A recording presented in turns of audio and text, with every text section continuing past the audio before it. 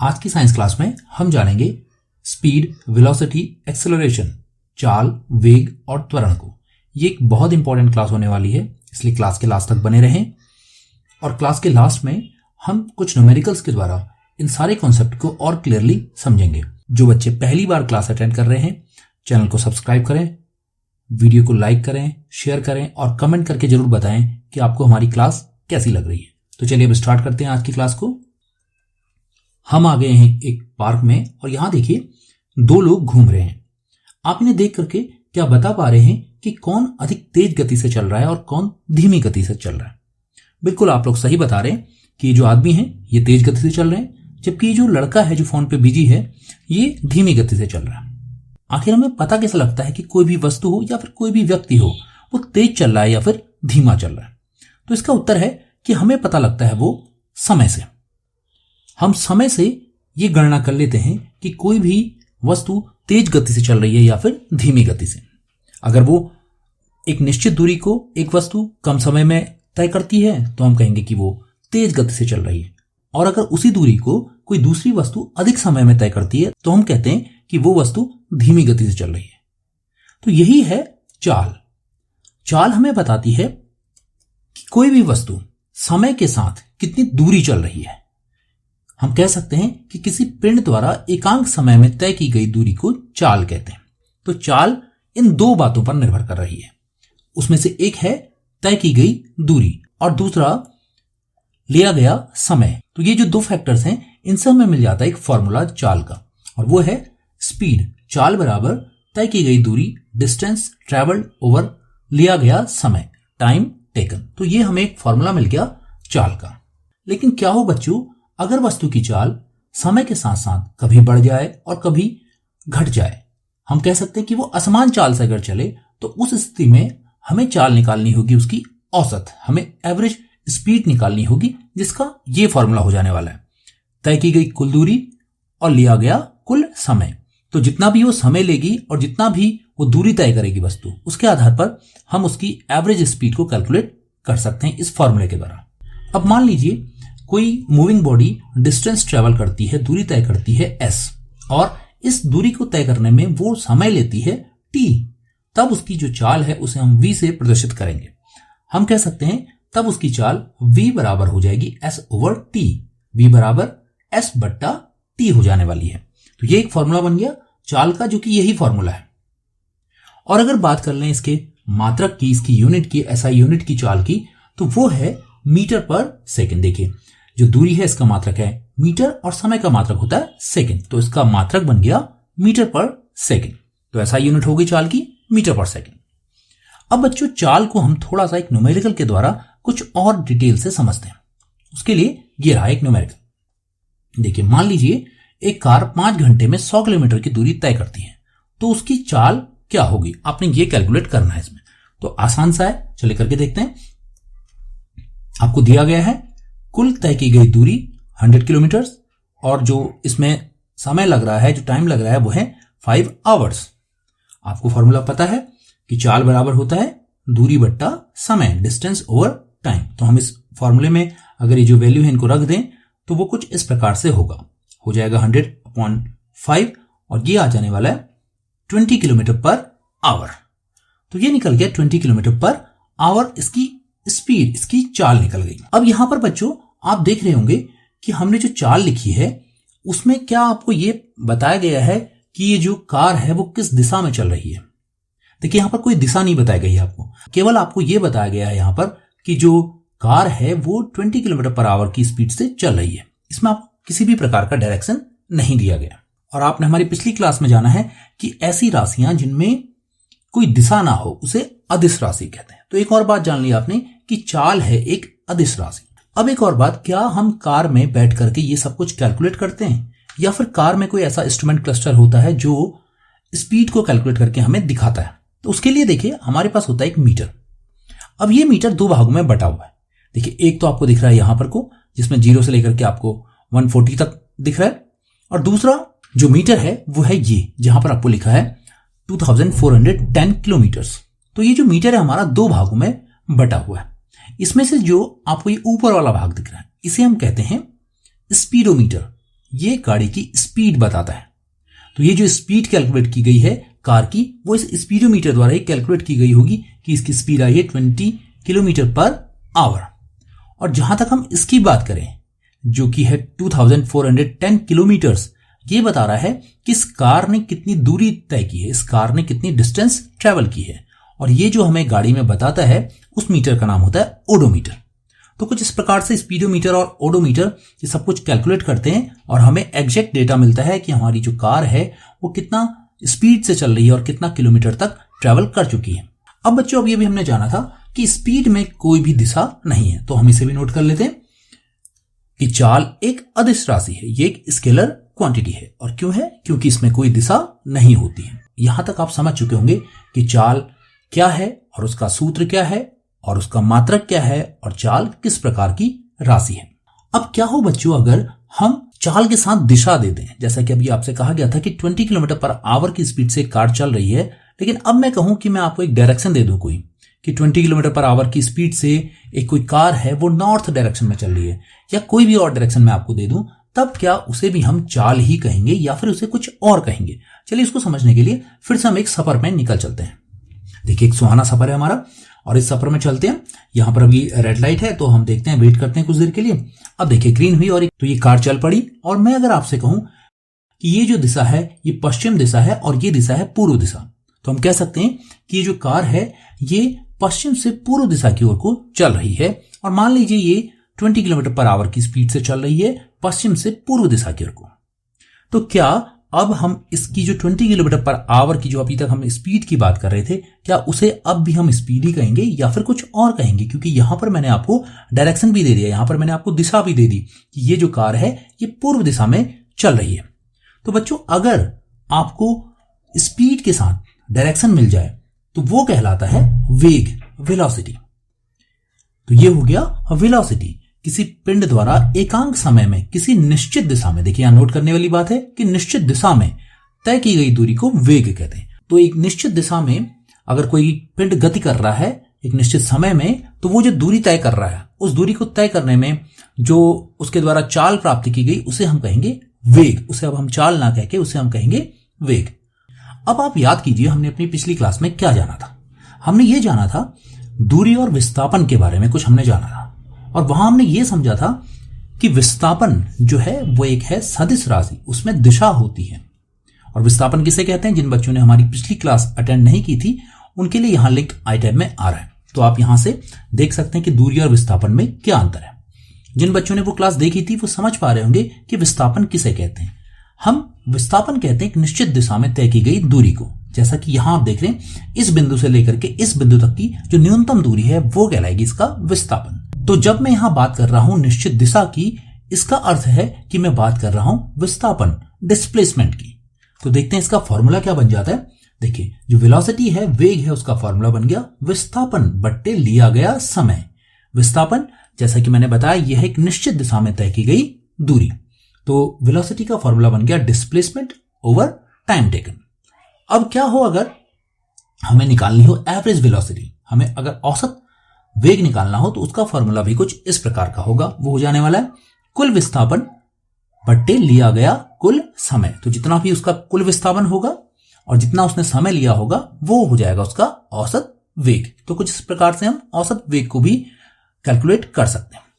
अब बच्चों मान लीजिए कि डिस्प्लेसमेंट जो विस्थापन है वो है s और टाइम जो लिया गया है वो है t, तब जो वेलोसिटी v है उसका जो फॉर्मूला हो गया वो बन गया v बराबर s अपॉन t। तो ये एक फॉर्मूला आपको फिर से मिल गया, बिल्कुल वैसा ही है जैसा कि आपने चाल में देखा था।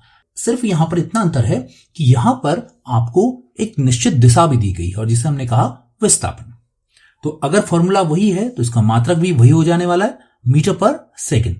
लेकिन यहां पर कुछ दिशा आने से अब ये जो राशि है ये बन गई एक वेक्टर क्वांटिटी, ये बन गई एक सदिश राशि। तो ये है वेग। तो अब आप समझ गए होंगे कि वेग क्या है और वेग का फॉर्मूला क्या है और इसका मात्रक क्या है और ये एक किस प्रकार की राशि है। हमने अब तक चाल और वेग में क्या क्या अंतर जान लिया है उसको हम समझते हैं कुछ इस प्रकार से। देखिए, हमने चाल और वेग में ये सब कुछ अब तक जान लिया है कि किसी पिंड द्वारा एकांक समय में तय की गई दूरी को चाल कहते हैं और किसी पिंड द्वारा एकांक समय में किसी निश्चित दिशा में तय की गई दूरी को वेग कहते हैं। जहां तक चाल के फॉर्मूले की बात है वो है दूरी बट्टा समय और वेग है विस्थापन बट्टा समय। मात्रक आप देख रहे हैं दोनों का एक ही है, मीटर पर सेकंड और मीटर पर सेकंड। लेकिन जो राशियां हैं, ये जो चाल है ये अदिश राशि है क्योंकि इसमें दिशा का कोई भी प्रभाव नहीं पड़ता है, जबकि वेग है एक सदिश राशि। तो ये एक अंतर हो गया चाल और वेग में, स्पीड और वेलोसिटी में। चलिए अब जानते हैं हम एक्सेलरेशन को, त्वरण को। देखिए इसके लिए हम आ गए एक शहर में और यहां पर हमारे पास हैं दो गाड़ियां, ये भी अभी खड़ी हैं रेड लाइट पे। देखते हैं क्या होता है इन दोनों गाड़ियों का जब ये रेड लाइट ग्रीन होती है। अब देखिए अब हो गई ग्रीन लाइट। अब आप देखिए क्या हो रहा है, यहां देखिए ये जो ऊपर वाली गाड़ी है ये थोड़ा पहले पहुंच गई है, जबकि ये जो नीचे वाली गाड़ी है ये थोड़ा बाद में पहुंच रही है। ऐसा क्यों हो रहा है? बिल्कुल आप सही समझ पा रहे हैं, ये जो गाड़ी है ऊपर वाली ये तेज गति से चल रही होगी और ये जो दूसरी गाड़ी है ये थोड़ा धीमी गति से चल रही होगी। तो हम कह सकते हैं कि जो ऊपर वाली गाड़ी है इसने समय के साथ, क्योंकि मेन जो बात है वो समय है, समय के साथ अपने वेग में परिवर्तन ज्यादा किया होगा, जबकि इस गाड़ी ने अपने समय के साथ वेग में परिवर्तन इस ऊपर वाली गाड़ी की तुलना में कम किया होगा। इसलिए ये गाड़ी पहले पहुंची और ये गाड़ी देर में पहुंची। या हम इसको सिंपल भाषा में कहें तो हम कहते हैं कि इसने एक्सेलरेशन ज्यादा किया होगा, इसने अपना जो वेग है वो अधिक तेजी से परिवर्तित किया होगा और इस वेग के परिवर्तन की समय दर को ही हम कहते हैं त्वरण, एक्सेलरेशन। तो हम कह सकते हैं कि समय के साथ किसी वस्तु के वेग परिवर्तन की समय दर को त्वरण कहते हैं। देखिए समय के साथ ऊपर वाली गाड़ी ने अपने वेग को परिवर्तित किया तो वो थोड़ा जल्दी पहुंच गई और इसने थोड़ा कम परिवर्तित किया तो ये थोड़ा देर में पहुंची। ये कहलाता है एक्सेलरेशन, त्वरण। और इसके अगर फॉर्मूले की बात करें बच्चों तो वो हो गया, देखिए त्वरण बराबर हो गया वेग परिवर्तन बट्टा लिया गया समय। Acceleration is equal to change in velocity over time taken. अब देखिए यहां पर वो एक शब्द लिखा है वेग परिवर्तन। इसका मतलब है कि गाड़ी में दो प्रकार के वेग रहे होंगे और वो वेग क्या क्या हो सकते हैं। देखिए जो इनिशियल वेलोसिटी है, इसकी जो प्रारंभिक वेग है उसे हम डिनोट करते हैं यू से, और जो अंतिम वेग है फाइनल वेलोसिटी है उसको हम डिनोट करते हैं वी से, और समय के लिए तो आप जानते हैं टी, और त्वरण को हम प्रदर्शित करेंगे ए से। अगर हम ये सारी जो वैल्यूज हैं इसको इस फॉर्मूले में रख दें तो हमारे पास एक नया फॉर्मूला आ जाने वाला है और वो है कुछ इस प्रकार का, त्वरण बराबर अंतिम वेग माइनस प्रारंभिक वेग, final velocity minus initial velocity over time taken. तो ये एक फॉर्मूला बन गया हमारे पास एक्सेलरेशन का, जिसको हम ए से प्रदर्शित करते हैं त्वरण। तो त्वरण बराबर हो गया अंतिम वेग में से आपने प्रारंभिक वेग को घटा लेना है और बट्टे लिया गया समय। तो कुछ इस प्रकार से हम त्वरण को भी कैलकुलेट कर सकते हैं। एक्सेलरेशन के फॉर्मूले को कुछ इस प्रकार से भी लिखा जा सकता है, ए बराबर a equal to v minus u over t. ये बात यही है जो ऊपर लिखी गई है। एक्सेलरेशन से अगर किसी पिंड की, अगर किसी मूविंग ऑब्जेक्ट की स्पीड बढ़ रही है तो वो कहलाएगा पॉजिटिव एक्सेलरेशन। जैसा कि आपने देखा था अभी कि एक गाड़ी जो तेज गति से चल रही थी वो पहले पहुंची, तो हम कहेंगे उसका जो एक्सेलरेशन है वो पॉजिटिव एक्सेलरेशन है। लेकिन आपने देखा होगा कई बार हमें इमरजेंसी में ब्रेक लगाने पड़ते हैं। अगर गाड़ी के आगे कोई अचानक से आ जाए तो हमें ब्रेक लगाने पड़ते हैं। उस कंडीशन में जो एक्सेलरेशन होगा बच्चों वो कहलाता है नेगेटिव एक्सेलरेशन, ऋणात्मक त्वरण कहलाएगा। इस ऋणात्मक त्वरण को बच्चों हम कहते हैं रिटार्डेशन या फिर मंदन। तो जब भी रिटार्डेशन या मंदन होगा इसका मतलब ये है कि हमने गाड़ी की स्पीड को, हमने जो गाड़ी का वेग है उसको परिवर्तित कर दिया है समय के साथ, और जिसके कारण जो गाड़ी का वेग था अब वो कम हो चुका है। या फिर कई बार वो जो मूविंग ऑब्जेक्ट है वो रुक भी सकता है। देखा होगा आपने जब बहुत तेजी से ब्रेक लगाए जाते हैं तो उस समय गाड़ी रुक जाती है, तो वो हो गया रिटार्डेशन या फिर मंदन। और फिर अगर हमें चलाना हो फिर से हम एक्सेलरेट करते हैं और गाड़ी की स्पीड बढ़ने लग जाती है, तो वो हो गया पॉजिटिव एक्सेलरेशन। तो कुछ इस प्रकार से त्वरण को हम दो भागों में बांट भी सकते हैं। इसके अगर हम एसआई यूनिट की बात करें तो वो है मीटर पर सेकेंड स्क्वायर। तो कुछ इस प्रकार से अब आप समझ चुके होंगे कि त्वरण क्या है, उसका फॉर्मूला क्या है और ये कितने प्रकार का हो सकता है, और इसके साथ ही इसकी एसआई यूनिट क्या होती है। बच्चों अब तक हम लोग सीख चुके हैं चाल, वेग और त्वरण के बारे में। अब हम जानते हैं क्या हो अगर कोई वस्तु एक समान चाल से चले, और आखिर किसे कहें हम एक समान चाल। देखिए यहां पर को एक बॉल आपको दिख रही होगी इस सर्कुलर पाथ में, इस वृत्ताकार मार्ग पर चल रही है। क्या ये एक समान चाल से चल रही है, और अगर चल रही है तो हम इसे क्यों कह रहे हैं एक समान चाल? बच्चों, एक समान चाल का मतलब ये है कि यदि कोई वस्तु एक समान समय में समान दूरी तय करे, जैसा कि बॉल कर रही है, समान समय में समान दूरी तय कर रही है, तो वो चाल कहलाती है एक समान चाल। तो हम कह सकते हैं कि यदि कोई पिंड समान समयांतराल में समान दूरी तय करे तो उसकी चाल हो जाती है एक समान चाल, जिसको हम यूनिफॉर्म स्पीड कहते हैं। अब क्या ऐसे ही हम एक समान वेग को भी डिफाइन कर सकते हैं? चलिए देखते हैं क्या होगा एक समान वेग। एक समान वेग, देखिए फिर से हम उसी एग्जांपल को लेते हैं। क्या लगता है आपको कि इसका वेग भी एक समान वेग कहलाएगा? बिल्कुल, कई बच्चे सोच रहे होंगे हाँ वही तो बात है जो अभी हमने देखा था। यहां पर कोई इसकी स्पीड यूनिफॉर्म है, एक समान चाल से चल रही है, तो इसका वेग भी एक समान होगा। कई बच्चे ये सोच रहे होंगे। देखिए बच्चों, वेग में थोड़ा सा एक कंसेप्ट आपने जाना था दिशा का। देखिए यहां पर को जो ये वस्तु है, ये जो गति कर रही है, ये एक समान चाल से तो कर रही है, लेकिन इसकी दिशा लगातार बदल रही है। देखिए ये वृत्ताकार पथ पर घूम रही है बॉल, इसलिए इसकी दिशा लगातार बदल रही है। तो एक समान वेग के लिए ये दो बातें होनी चाहिए। पिंड की चाल नियत रहे, यानी कि यूनिफॉर्म स्पीड से वो गति करे, और दूसरा उसका जो डायरेक्शन है, उसकी जो दिशा है किसी भी मूविंग ऑब्जेक्ट की, वो भी एक निश्चित दिशा बनी रहे। अगर ये सब कुछ हो रहा है तो वहां पर होगा एक समान वेग, और अगर ये नहीं हो रहा है तो वहां पर एक समान वेग नहीं होगा, वो कहलाएगा असमान वेग। जैसा कि इस एग्जांपल में दिख रहा है, यहां पर को पिंड की चाल जो है वो तो निश्चित बनी हुई है, वो एक समान चाल से चल रहा है, लेकिन दिशा बदलने के कारण यह है असमान वेग का उदाहरण। तो हम कह सकते हैं कि यदि एक पिंड एक निश्चित दिशा में सीधी रेखा में समान समयांतराल में समान दूरी तय करे तो वो एक समान वेग कहलाता है। तो बच्चों, अब तक आप समझ चुके हैं एक समान चाल, एक समान वेग। अब बारी आ गई एक समान त्वरण की। इसको भी एक एग्जांपल से समझते हैं। देखिए, कोई बॉल है जिसको आपने ऊपर से नीचे को कुछ इस प्रकार से छोड़ा था, और जो नीचे गिरी थी, पृथ्वी की ओर को आई थी। और एक दूसरा एग्जांपल है, देखिए एक आनत तल है, एक इंक्लाइंड सरफेस है, जिसमें एक बॉल ऊपर से नीचे की ओर को गिर रही थी। अब बच्चों, क्या ये एक समान त्वरण है क्या आखिर में? देखिए, त्वरण में आपने जाना था वेग परिवर्तन। तो हम कह सकते हैं अगर कोई वस्तु ऊपर से नीचे को गिरती है तो उसका वेग समान रूप से बढ़ता है, और यदि कोई वस्तु इस प्रकार के किसी इंक्लाइंड तल पर नीचे को आ रही है, जैसे कि बॉल आ रही है, इसका वेग भी समान रूप से नीचे को आते समय बढ़ता है। समान समयांतराल में समान रूप से इसका वेग बढ़ रहा है। अगर ऐसा किसी वस्तु में होता है तो वो कहलाएगा उसका एक समान त्वरण। तो हम कहेंगे कि अगर किसी वस्तु का वेग समान समयांतराल से बढ़ रहा है या फिर घट रहा है तो हम कह सकते हैं कि वो है एक समान त्वरण में। तो हम इसे कुछ इस प्रकार से लिख सकते हैं, यदि एक पिंड सीधी रेखा में चलता है और इसका वेग समान समयांतराल में समान रूप से घटता या बढ़ता है तो पिंड के त्वरण को एक समान त्वरण कहा जाता है। तो कुछ इस प्रकार से हम एक समान त्वरण को भी समझ चुके हैं। बच्चों, अब तक हमने जान लिया चाल, वेग और त्वरण को।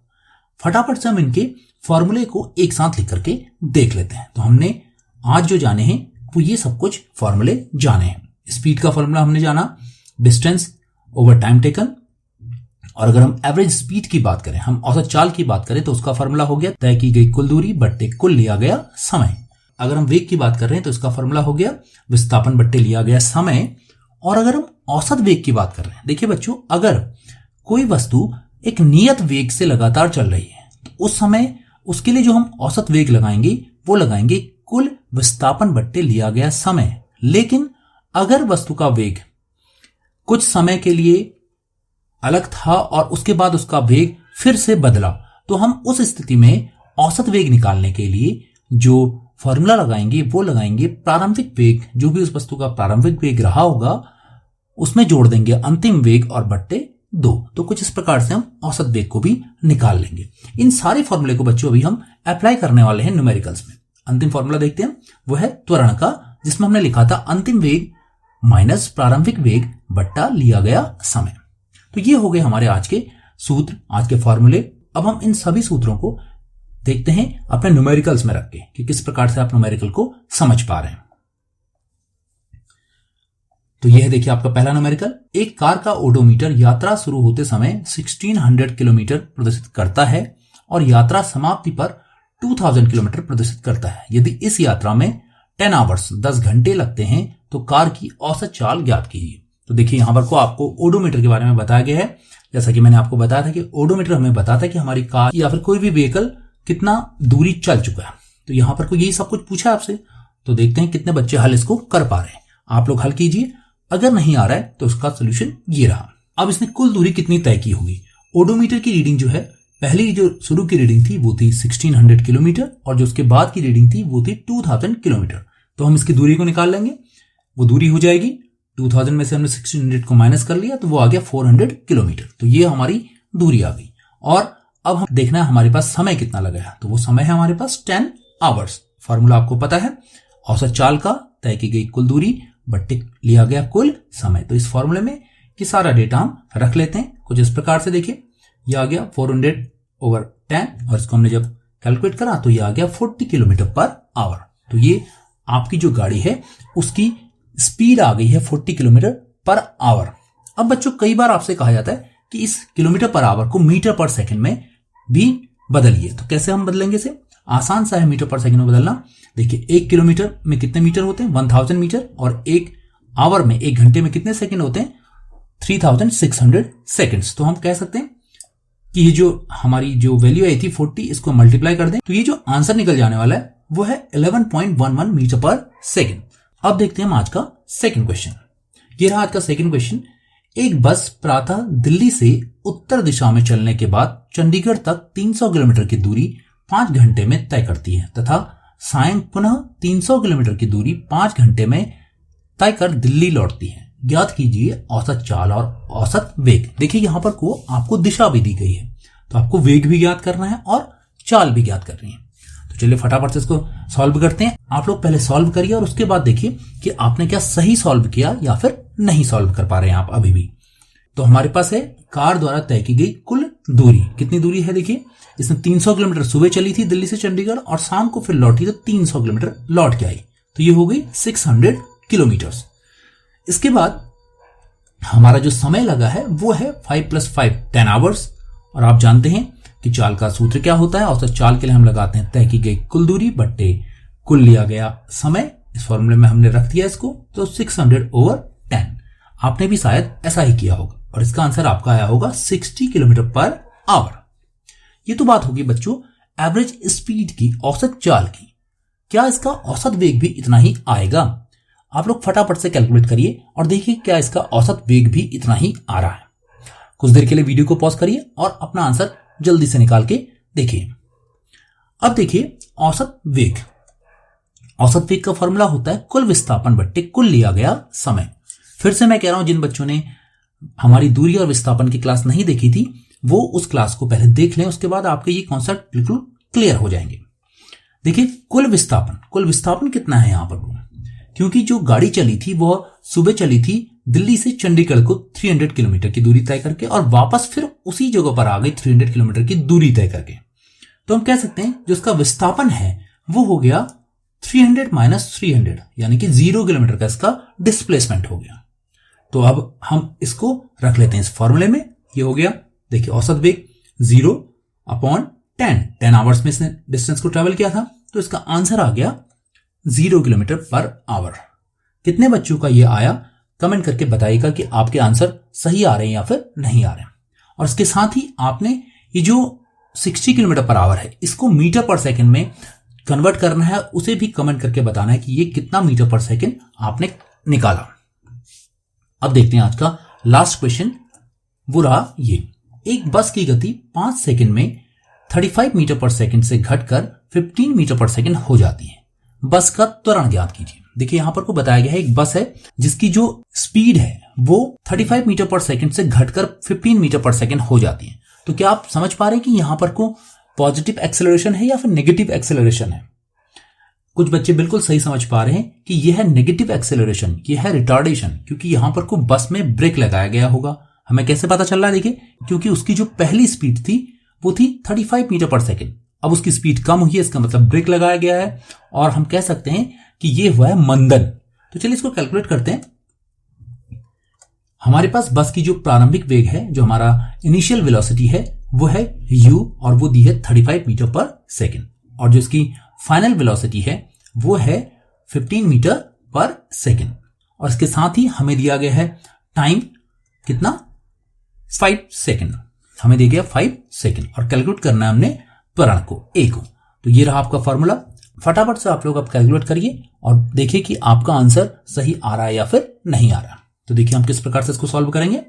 हमने लिख दिया त्वरण ए बराबर 15 माइनस 35। देखिए अंतिम वेग, इसका जो फाइनल वेलोसिटी थी वो थी 15 माइनस जो इसकी इनिशियल वेलोसिटी थी वो थी 35 ओवर 5। तो ये जब कैलकुलेट करा आपने, ये आ गया -20/5 और जब आपने इसे डिवाइड किया 5 से तो ये आ गया -4 मीटर पर सेकेंड स्क्वायर। देखिए यहां पर को ये भी आपने याद रखना है कि ये जो इनकी एसआई यूनिट है इनको भी आपने याद रखना है कि अगर आपसे त्वरण पूछा जा रहा है तो उसके पीछे आप लिखेंगे मीटर पर सेकेंड स्क्वायर, और इससे पहले आपने देखा था वेग हमने निकाला था तो वहां लिखा था हमने मीटर पर सेकेंड। तो ये सारी बातें आपको बच्चों याद रखनी है।